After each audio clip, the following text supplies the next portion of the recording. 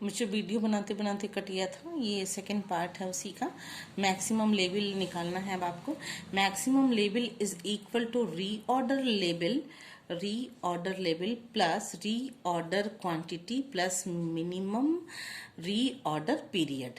तो maximum level आपको calculate करना है। मैक्सिमम लेवल ए का, फॉर ए के लिए आप क्या करेंगे, मैक्सिमम रीऑर्डर लेवल आपका है 450 फॉर ए, प्लस है आपका रीऑर्डर क्वांटिटी 300 माइनस है आपका 25 माइनस, आप इसमें से इसको घटा देंगे, माइनस प्लस आपने रीऑर्डर क्वांटिटी की, फिर है minimum consumption, minimum reorder period, यहाँ पे प्लस कर दीजिए, इंटू कर दीजिएगा, इंटू मिनिमम कंजम्पशन,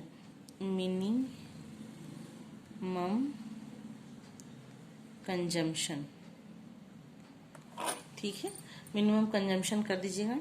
तो आपका 450 है रीऑर्डर लेवल और रीऑर्डर क्वांटिटी है 300 और मिनिमम रीऑर्डर पीरियड है 4, मिनिमम रीऑर्डर पीरियड है 4 इंटू मिनिमम रीऑर्डर पीरियड है 4, मिनिमम कंजम्पशन जो है वो है 25, मिनिमम कंजम्पशन जो है वो है 25, मिनिमम कंजम्पशन। बच्चों न्यूमेरिकल पे जाइए, न्यूमेरिकल देखिए, मिनिमम कंजम्पशन, न्यूमेरिकल पे पहुंचा दूँ आपको। मिनिमम कंजम्पशन आपको दिखाई दे रहा है 25 यूनिट्स, मिनिमम कंजम्पशन ये है, मिनिमम कंजम्पशन ये है 25 यूनिट्स पर वीक ईच। तो आप जब मैक्सिमम रीऑर्डर पीरियड निकालने लगेगा तो देखिए, रीऑर्डर पीरियड में मैक्सिमम लेवल जब आप निकाल रहे हैं तो 450 है आपका रीऑर्डर लेवल और 300 है आपका reorder quantity minus minimum reorder period और मिनिमम कंजम्पशन 25। तो इसको जब आप कैलकुलेट कर लीजिएगा तो आपका आएगा ये कैलकुलेशन के बाद 650 यूनिट्स। ये तो ए का था। अब बी का भी इसी तरीके से निकालेंगे। रीऑर्डर लेवल, बी का रीऑर्डर लेवल है 300, फिर है रीऑर्डर क्वांटिटी है 500, फिर है minimum period, minus minimum period कितना है 2 वीक इंटू मिनिमम कंजम्पशन 25। तो ये आ जाएगा 750 यूनिट्स। बच्चों ये हमको लगता है आपको समझ में आ रहा होगा। यही आपको निकालना था। अब एक चीज लास्ट में पूछ रहा है कि एवरेज, देखिए एवरेज स्टॉक लेवल, ये एवरेज स्टॉक लेवल भी कैलकुलेट आपको करना है, ठीक है। एवरेज स्टॉक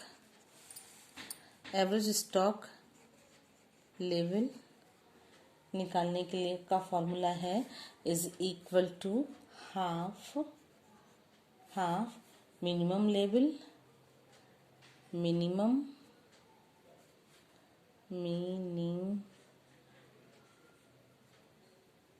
लेवल इसको काट देंगे, मिनिमम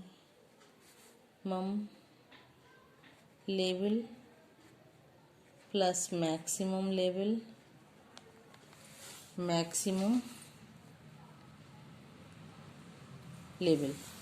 ठीक है। तो हो जाएगा ये फॉर ए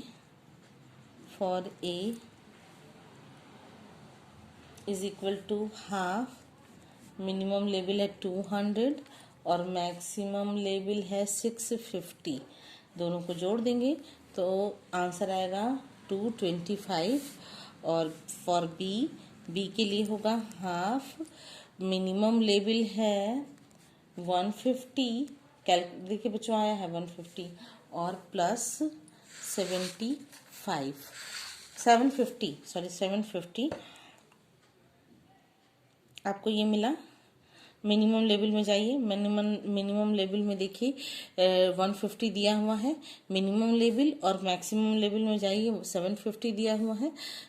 आपने कैलकुलेट किया है, जोड़ देंगे, 2 से भाग दे देंगे तो आपका आ जाएगा जो आंसर है वो आपका आंसर आ रहा है 450 यूनिट्स आपका आंसर होगा।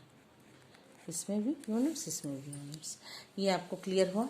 Average stock level is equal to minimum level plus maximum level. तो मिनिमम लेवल दिया हुआ है for A 200 and 650 plus 650 maximum level, दोनों को जोड़ दीजिएगा और डिवाइडेड बाय 2 कर दीजिएगा तो एवरेज स्टॉक लेवल आपका कैलकुलेट हो जाएगा।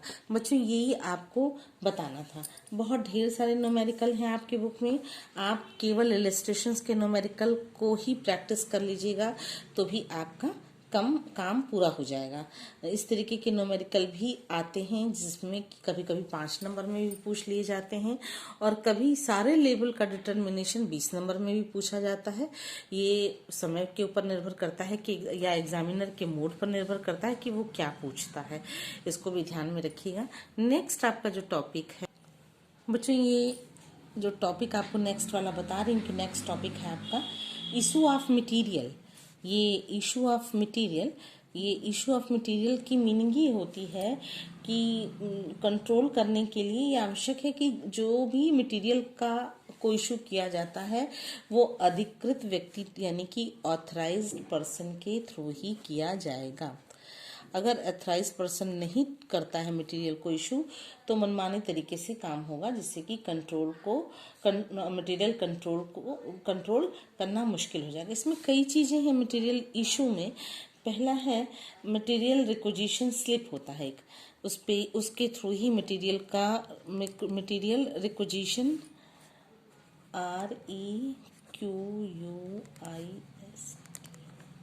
रिक्विजिशन स्लिप के थ्रू ही मटेरियल को ट्रांसफ़र किया जाता है, इशू किया जाता है। फिर होता है दूसरा बिल ऑफ मटेरियल।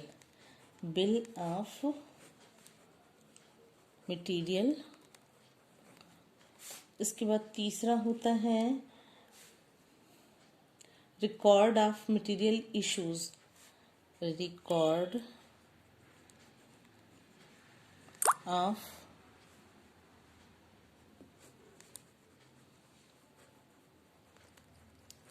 मटेरियल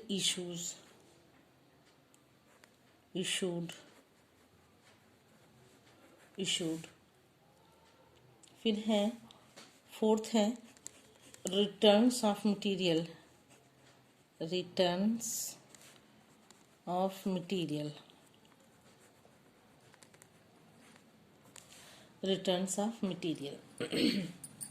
फिर है इंटर डिपार्टमेंटल ट्रांसफ़र,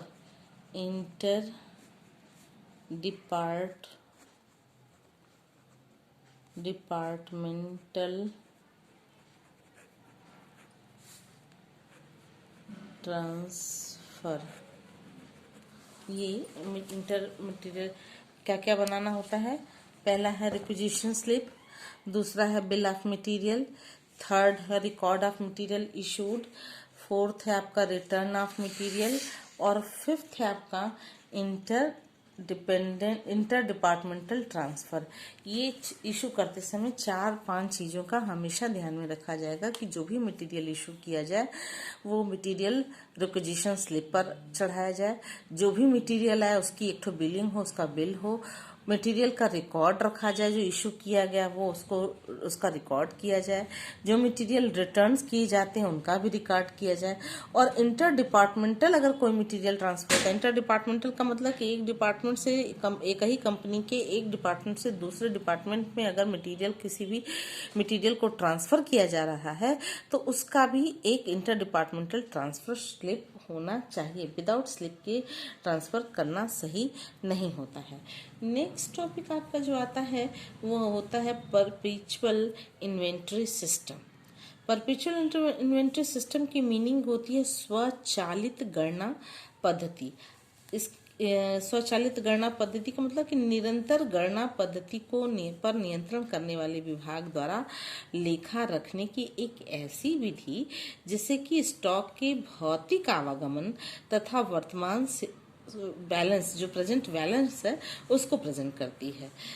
ऐसे भी कह लीजिए कि perpetual inventory system each receipt and payment, जितने भी रिसिप्ट और पेमेंट हुए हैं उनका एक स्टॉक रखती है और जो भी बैलेंस बचता है उसको अकाउंट